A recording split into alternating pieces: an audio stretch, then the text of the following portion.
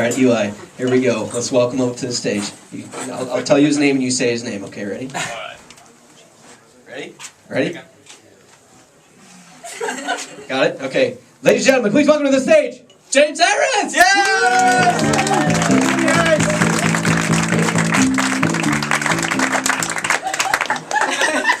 Guten Abend, wie geht's? I love it when you ask Germans, wie geht's? And they're like, good, warum? What do you even say to that? Have you all had a good evening? Have you enjoyed yourselves? Yeah. Well, you should, shouldn't you? Because you paid €2 for 18 comedians. That works out as 11 cents per comedian. You really don't have the right to complain, you know. If one of the comedians performed at that rate, 11 cents for 8 minutes, if they performed for 1 hour solid without a single break, they would earn 83 cents. If they performed for 1 day at that rate, ununterbrochen, yeah, they would earn €19.80. Do you think that is a fair wage? If they performed for a year, ladies and gentlemen, they would earn €7,227, €746.80 if it was a leap year. Do you think that's a fair wage, Germany? This isn't a comedy show, this is like a Sat.1 special about poverty in Deutschland. There's be someone from the SPD going, Armut trifft vor allem junge Leute. Did you read the article today? Die leben under Existenzminimum. That's what it said about us. We're below and in a basement as well. Like refugees. Right. Good evening, my name is James Harris. How you all doing? Fantastic. Whoa, awesome, gnarly, another outdated cowabunga, other outdated slang words.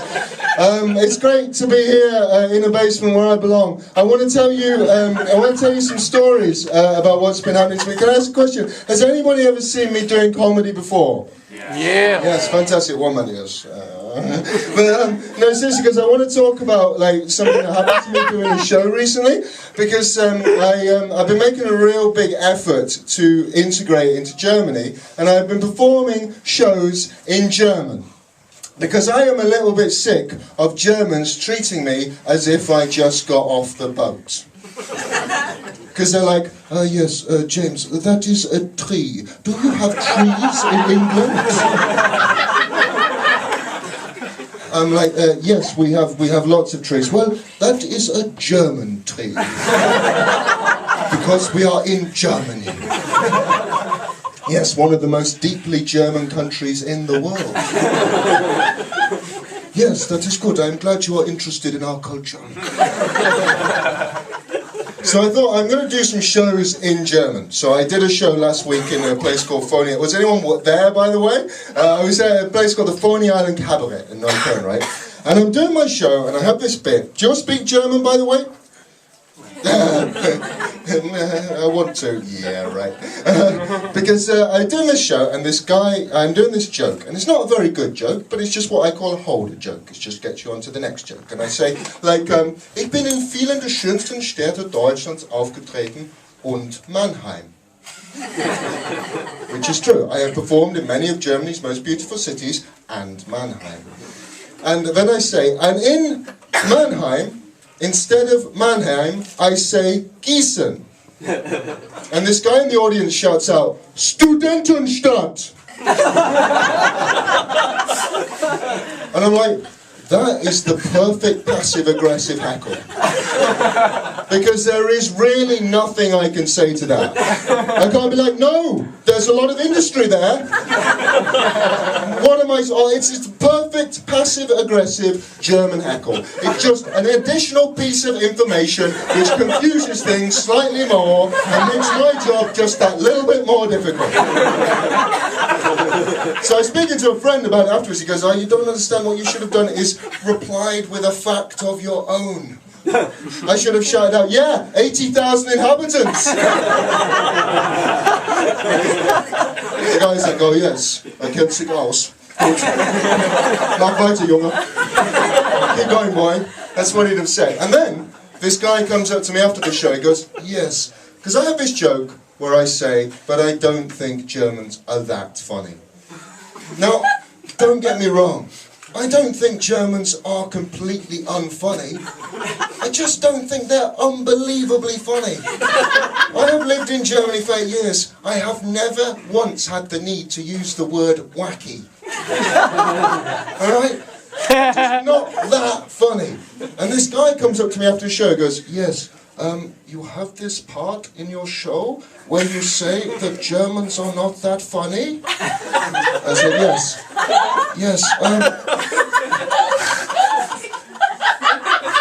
my friends and I find that quite offensive. And I was like, okay, fine, I don't mean it like that. But there is a level of irony here, isn't there? And he was like, yes, I don't like it. And I said, okay, it's okay, just, what are we going to do? And I said, well, just ignore it, because in Germany we do not have the level of irony. We have the ground floor, the first floor, and the basement, where we go to laugh. But we don't have the level of irony. And then he goes on to say, you know what was really bad? Is you made everybody in the audience feel very German.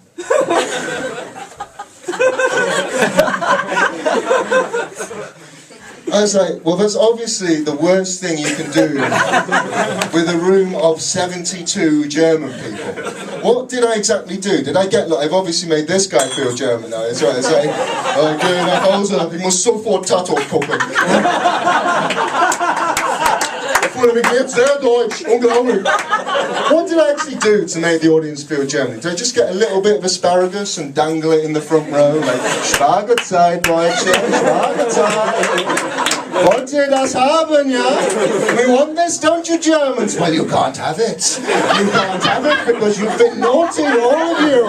You've all been naughty, naughty Germans. French people, they can have the asparagus. Italians, they can have the asparagus. But no asparagus for the Germans. No, the 99 Luftballon. You like those too?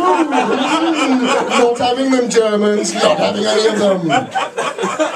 My gig then got worse, okay? Because then this guy in the back row shouts out, "Der nächste bitte." Same guy in Studentenstadt, "Der nächste bitte." And I say, "Der nächste was?" And he says, "Der nächste, der einen Witz erzählen kann." The next person who can tell a joke. And I got off the stage and I was like, what am I doing comedy in Germany? A country where this means that's funny, and this means that is the single funniest thing I've ever heard in my life. And what's so sad about all this, I just bring my story to a close, you know what's so sad about this? I love Germans. I sacrificed everything for this country, for Der and Das. If I hadn't had Der and Das, I could have been married and had children by now.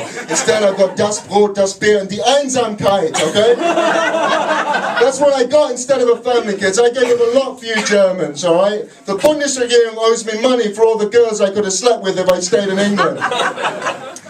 And I love Germans, and I don't want to pick on Germans. Why would I want to pick on people who are so obviously weak and vulnerable? It would be like picking on the freaky kid at school. It would be like picking on Eli. As Paul did throughout the evening. Round of applause for Eli. He's so small I couldn't even see it. Little tiny Tim. You shine my shoes while you're... So, I want the biggest turkey you can find.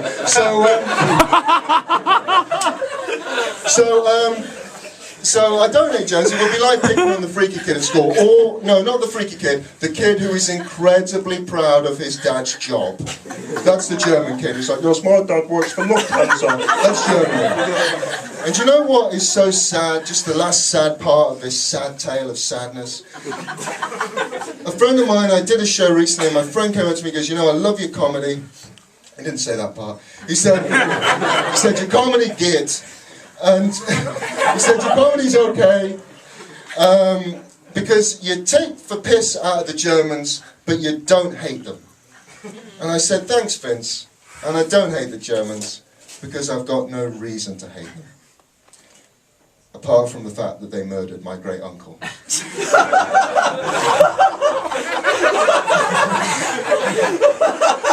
And the rest of his family.